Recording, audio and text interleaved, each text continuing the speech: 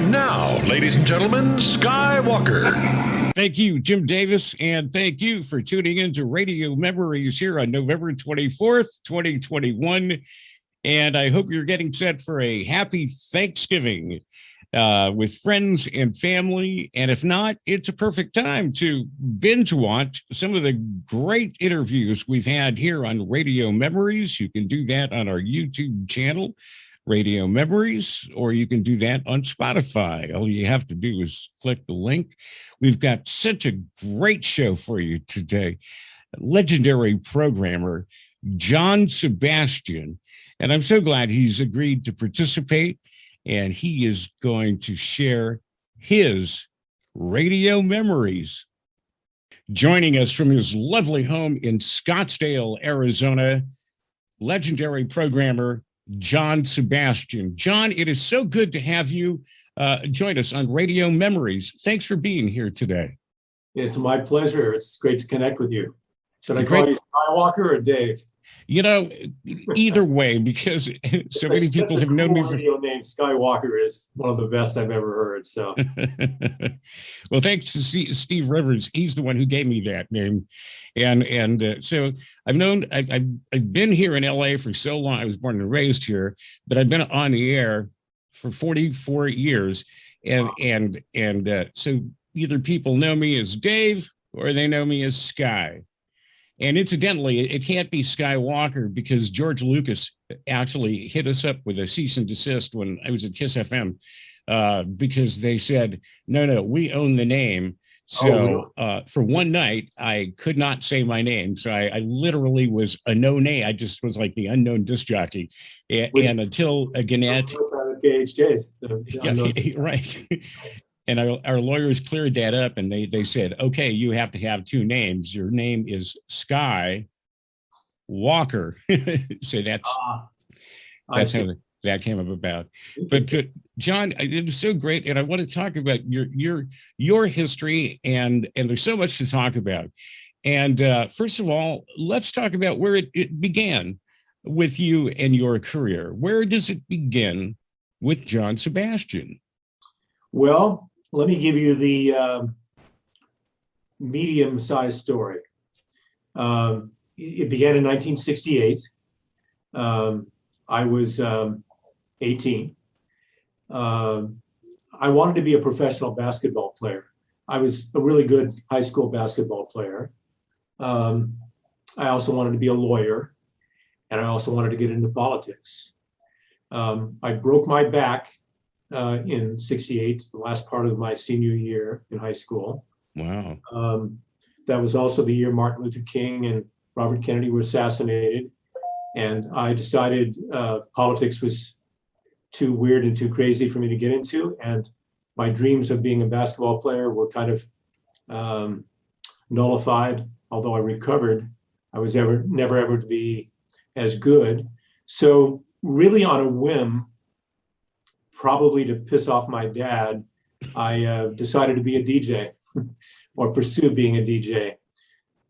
Being a very shy person, nobody in my school believed that I could possibly do that. But like so many of us, when I got in a room by myself, behind closed doors, I became this crazy personality that I didn't even know was inside of me. And luckily, I was fairly successful as a DJ, and then went on from there. So and where is your first gig? It was at KPFM in Portland, doing the weekend overnights, not just overnights, weekend overnights. Probably no one heard me because it was a very small station at that point. But that was my first gig. Wow. And how is it that you suddenly break into programming and break into the majors? Well, that came pretty quickly. I was very fortunate. I think within 2 months of me doing weekend overnights, I got hired for my first full-time job in a place called the Dalles, Oregon. And I learned my chops there because not only did I do my show, but it was a a daytime station. And when the filaments went off, I recorded what I really wanted to do. And I made air checks and got back to Portland pretty rapidly at the So you essentially put the station in dummy load? Yes, exactly. So, yeah. Everything was on, but the official being on the air. Right. I would do late into the night doing air checks. Sure. And Sure. that way I got all the processing and everything the way it was supposed to sound. So. How many of us have done that? When there was only a daytimer, but you really wanted to do a great air check, so you put the station in dummy load after the station signed off the air. Because so I got hired back at the same company, but the AM station. Within a few months of that, I kept jumping to better stations every few months. So I went to KPAM in Portland. For some reason, they put me in afternoon drive, and I started emulating the Real Don Steele, and got hired at the #1 top 40 station, kind of a legendary top 40 station, KISN, which is where the Real Don Steele worked. And my goal was to do his afternoon drive show there, which I did. And just a few months after that, I got hired unseen from Crux in Phoenix. Never been to Phoenix, never knew anything about them, but they hired me off of an air check and went there. And you don't want the whole history, but that's how it kind of moved rapidly in that direction. I guess at some point I realized that the person that I really wanted to be was the program director who made all these decisions on who was where and what music was played, et cetera, et cetera. So I set my sights on being a program director. And by the age of 22, I did my first programming gig. And that would be where? That was also at KPAM. At that point, it was simulcast KPAM FM. It was after I went to Crux and learned a lot from Todd Wallace and Jay Stone and John Driscoll, and Steve Casey was the overnight person, who I'm sure you've heard of. And it was a all-star lineup, actually. Oh, yeah. I did 6 to 9 at night back in the days when they had 3-hour air shifts. And I really cut my teeth there. Yeah. And the people that hired me originally and the other time that I referred to said, would you like to be the program director? And I jumped at that and went back home to Portland. And that was my first programming gig. And I actually, that station was the first FM top 40 in Portland to do really well. And we beat Kissin. We beat KISN, my first programming gig. I didn't really know what I was doing, but by the seat of my pants, I had some success. So it's a lot like sports, because I'm an athlete, I'm a sports freak, and that's where my competitive drive comes from. And once I got a taste of victory or success, I just had to have more and more of that. Yeah, yeah, and you just got to kind of run with it. Yes. Going on, I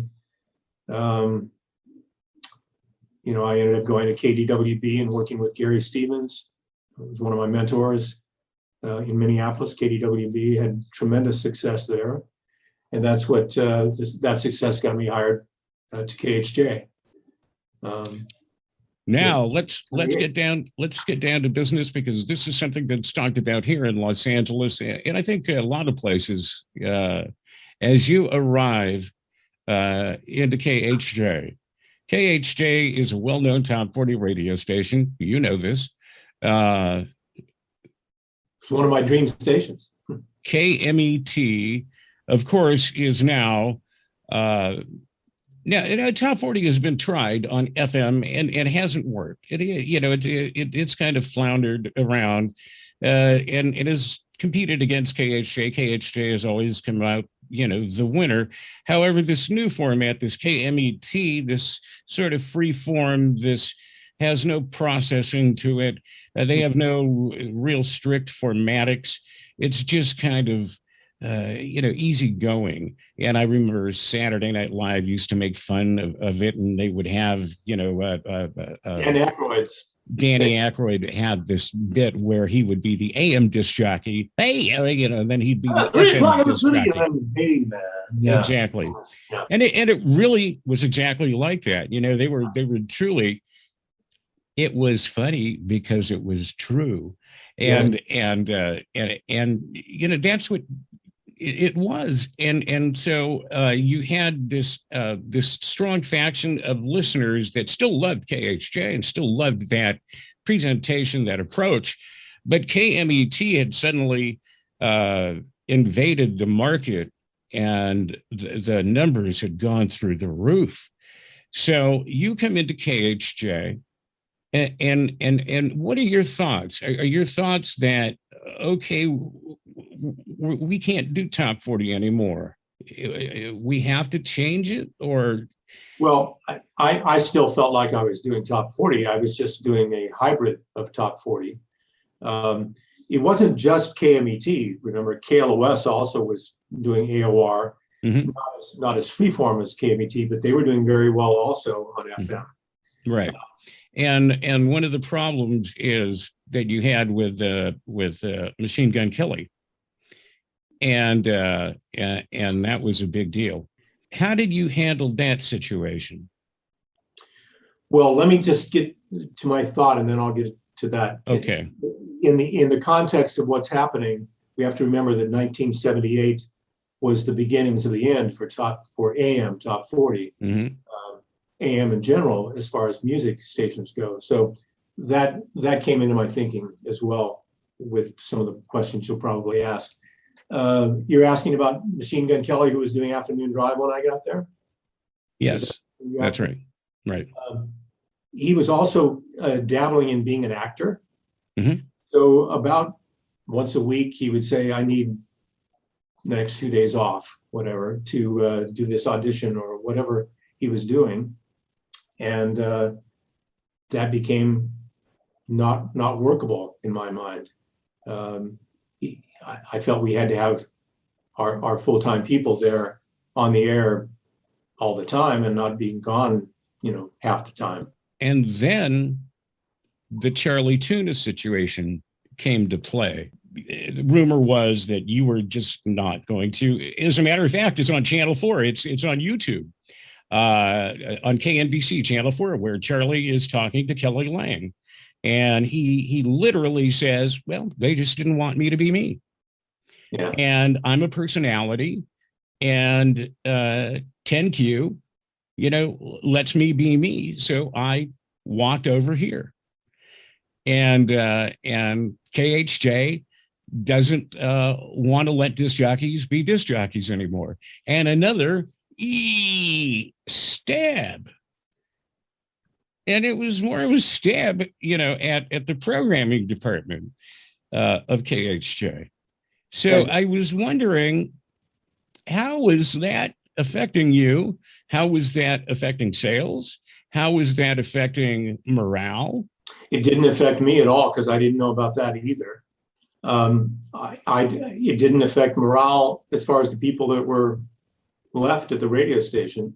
I had a really good rapport with the rest of the people that were there. You mentioned Bobby Ocean the other day when we first talked, and Yeah. he was a great format jock. And we got along well. We still get along well.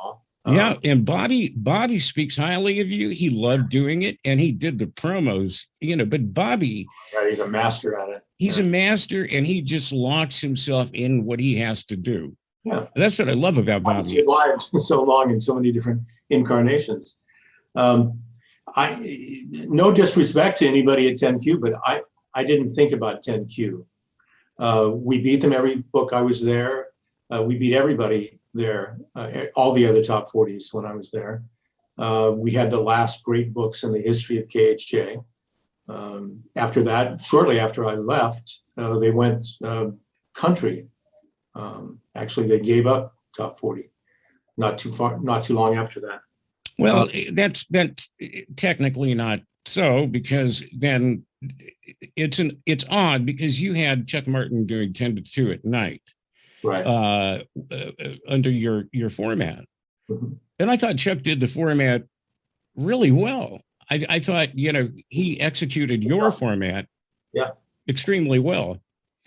I And he's agree. the last person in the world I thought would have been, the program director of a top 40 format, because he did your format extremely well. Yeah.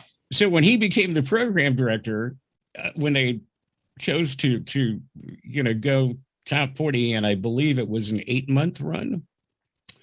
Well, that's, to me, that's a short time. But remember, I never changed the music from top 40. I was still a top 40 radio station. We just interspersed some things that allowed us to entrench a little bit on KMET and KLOS. Well, once again, I'll tell you, I was doing overnights at KHITS 97, and my roommate was, and I believe he worked for you, Pat Evans, and he was using the name either Terry Foster or Terry Moreno, because when he went to work for us at KHITS and then went back to KHJ, Chuck Martin had given him a new name, Terry Moreno. But anyway, your playlist was quite different from Chuck Martin's, and I actually have a comparison. But I don't know what you're getting at. Your playlist was much more rock oriented, and Chuck Martin's was much more traditional top 40. A little more kind of disco-ish, but a little more mainstream top 40. Yeah. But it differed. So it's easy to say, well, I was playing top 40, but it was different top 40 than what the KHJ audience was accustomed to. And then, of course, the familiar jingles, the familiar logo returned. They never matched my share. No, they didn't. And that's true. That's why it went away and became a country station. So yeah. And I think it was, but at that point, it was, I think AM, as you had pointed out, was pretty much on its way out. And then you go to KZLA. Well, don't you go to KZLA from there? No, I went to Phoenix to KUPD. Was this when it was KUPD? Or was this when it was still top 40, KUPD? They were top 40, and I changed it to rock. That's the first time I used the term kick-ass rock and roll. And I mentioned the word hybrid before, what I was doing with KHJ. All the while I was figuring what could be done with my concept of what I was doing there on an FM station. How would it work on an FM station? So KUPD obviously was FM. And I took, in my mind, the best vestiges of KMET and the best parts of top 40 and created this hybrid AOR rock concept. We immediately beat KDKB, the Lee Abrams station, legendary AOR in Phoenix. Oh, yeah. And I had all kinds of people interested in me at that point because of that. A lot of AOR stations, and WCOZ in Boston hired me as the program director to go up against WBCN. And we went from a 4 share to a 12.6 in a year. Still the highest AOR share in a major market in American radio history.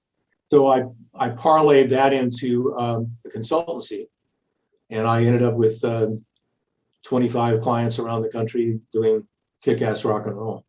KLOS did it for a while, PLJ in New York, The Loop in Chicago, KLOL in Houston, and many other stations. From there, I did a thing called EOR, Eclectic Oriented Rock, which was, I guess, similar to AAA, what became AAA. And then I went from there to the Wave. I was one of the early creators of the Wave in Los Angeles. I hired all the original DJs that were there for years. I made it a real radio station. Initially, it was without DJs, and they did these little 2-minute snippets between songs that were kind of right onto themselves. In my mind, I made it a real radio station. But you've alluded to this, but let's put a point on it. In my entire radio career, I've never done what everybody else does. I've never done top 40 the way other people do top 40. I've never done AOR the way everybody else does. I certainly didn't do new age smooth jazz like it became, in my opinion, it became pablum. My thing at the Wave was a combination of smooth jazz, new age, some bizarre music from Europe, some very cool vocals about once or twice an hour. And it was a really eclectic station. And the bottom line is we went from 13th to first 25 to 54 adults while I was there. From there, I went to be a part owner, manager, janitor, this record company person. Loved what I did at the Wave. He was based in LA. His partner was J. Paul DeJoria, who now owns, who owned Paul Mitchell Hair Products and now owns Patron. Patron, what kind of liquor is that? I don't know. I've seen a Patron. Yeah, I don't know what kind it is, but I know it's liquor. Yes. Anyway, those are the people that hired me, and I was very excited to have complete control of a radio station doing this new age format in Santa Fe. And we immediately went to #1 in Santa Fe. I mean, you could walk up and down the streets of Santa Fe, which you probably know is a very cool, hip town. Yeah. And you didn't even have to have a radio. It was on everywhere. But we weren't going to make any money. So it was basically a signal for Santa Fe, but we tried to expand it into Albuquerque. Did okay, but we ended up having to switch it to classic rock. That's not why I was there. So I ended up going back to Phoenix for one of my many times back to Phoenix. From KSLX, the people that owned KZLA called me out of the blue and offered me this incredible deal, financially and otherwise, to do their country station. I had never done a country station. On the drive there, when I was hired with my ex-wife, I said out loud, I won't use the word, but what am I doing? I don't even like country. And what I did was I created my own version of country, which included Bob Seger and Jackson Browne and Creedence Clearwater, and what I consider to be country rock that I think fit LA a lot better than the typical country station. And we had the best shares in the history of any station doing country in LA. I know, for the first time I could listen to KZLA. The cume exploded because we did make it just like you're saying. We made it palatable to people that had never listened to country before. And that's all I was trying to do with KHJ. Is I knew it was dying. I knew KHJ was dying. I knew AM Top 40 was dying. I was trying to hold on to it as long as I could. And frankly, I think we could have probably held on to it a little longer if the company would have gone along with that and not decided to take it back to a more traditional top 40. I've never done anything the way Billboard magazine would say it should be done, or according to the hits of the national hits or the national lists. I've never done anything like that. And that goes back to the first time I was a program director in 1972, when I literally asked the question, which a lot of people ask in all kinds of walks of life. So why are we doing this way? And the answer was always, well, because we've always done it. That's right. And so traditional answer. I had the kind of mind, a contrarian, I guess you would say, that said, well, then that means we don't have to do it that way. So that sums up my whole career in a nutshell right there. But it's interesting. I'm glad you explained it that way, and I'm glad. And that was a great explanation, because AM was dying, and I can understand your point of view now. Yeah. And I didn't quite understand it before. Well, no, because a lot of people didn't want. But I understand you weren't getting the support either. You weren't getting the support from management. You weren't getting the support from the jocks. When I was a top 40 DJ, I would have never hired myself because I was bombastic. When I was at KDWB and had tremendous success as a top 40 station, you probably would have called that not a top 40 delivery either. But at some point, I talked to enough listeners to realize that the people that were into, hey, 3 o'clock in the city, were other DJs and other people in radio. They weren't regular listeners. A lot of regular listeners were turned off by that presentation. So I did a more real presentation, not as far as the KMET, where it was, really. I'll give you an example of top 40 radio stations in different markets, like in LA, where I was born and raised, and was accustomed to hearing people like the Real Don Steele that were over the top. And then I would listen to, visit my grandparents all the time in Phoenix, and I would hear people like Jay Stone. Now, Jay Stone was a great jock, but he was not a screamer, or Freddie Snakeskin. Or Daniel O.C., later becoming Daniel West at K-Hits 97. But these guys didn't scream at you, so Phoenix kind of had a different style, but a great style of doing top 40, which is much different than L.A. And I loved that style. Yeah. Well, that probably influenced me greatly because I worked at both Krios and Crux, So I'm sure that style influenced me, and I thought it was more in keeping with regular people, the way they want to listen, as opposed to many of us in radio that were in love with a different style. Well, I think you've done great things because you've experimented with radio, and some things have worked, some things haven't. I think sometimes a lot. It depends on if you have the support of management, and you've got to have a good staff behind you, that believes in what you're doing, and if you don't have that, it makes it very difficult. What you're doing right now, currently, with the wow factor. The ratings just came out Tuesday for the month of October. We were number 155 plus in every day part across the board. Congratulations. And that's 7 out of the last 8 months in a row. Congratulations.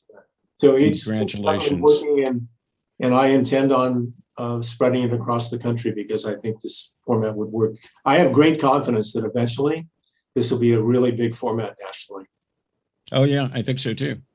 See, I oh God, is my time up? No.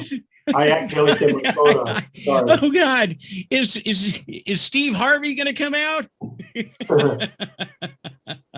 I've been wanting to talk to you about programming for such a long time, John, and it has just been an incredible pleasure. And I'd like to talk to you more if you can find some time in the near future, whenever you have the time, because I love talking programming, you're a maniac like the rest of us. That's meant to be a compliment. Well, we're radio geeks, so we're never going to not be that way. You were describing it earlier. It's you can say it's in your blood or whatever you want to say, but we're never going to be not this way. It's just the way we are. It's just the way we are. Yeah. And it's such a pleasure. It was such a pleasure talking to you on the phone the other day. And what a pleasure it was talking to you today. And I appreciate you taking the time. And I wish you nothing but success with your format. And I hope we can talk again soon. John, take care of yourself. Thanks. You too. I thank you for your time, my friend. For everyone, I wish you a very happy Thanksgiving. And from all of our radio friends across the country and across the world, from the people running things here at Radio Memories, this message to you. As God is my witness, I thought turkeys could fly. Check out past interviews on the Radio Memories YouTube channel and on Spotify. Click the links. This is Maggie McKay for Radio Memories, a Dave Schuyler production. Radio Memories.